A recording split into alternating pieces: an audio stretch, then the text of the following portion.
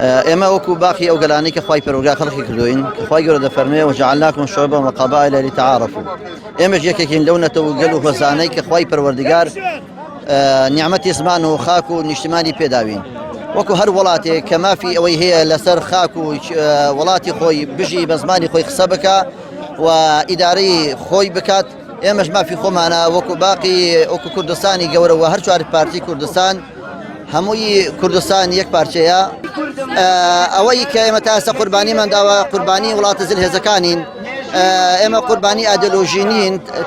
تا شیعار دژی ئایدۆلۆژی دژی دین ئەوانە بەرز دەکرێتەوە بەتاکید لە ڕابردوودا چۆن ئێمە دابەشکراین و کە ئەرژم کرد و زوڵمان لێکراوە ئەوەی ئێستا هەمان سیاسەتە و دەگوزارێت دەیانەوێت کورد و خاک و زمانی بکەن بە قوربانی بەژۆدەکانی خۆیان ئەتوین بە دڵژێرمانەوە هاوکاری و پشتیوانی براکانمان بین لە ڕۆژاوای کوردستان ئێمە کوردستان یەک پارچەیە ئێمە یەک دڵین یەک جەستەوەین بە هەمومان بەم پارچەکان دڵێکمان هەیە هاوسۆزین لێ خوشک براکانمان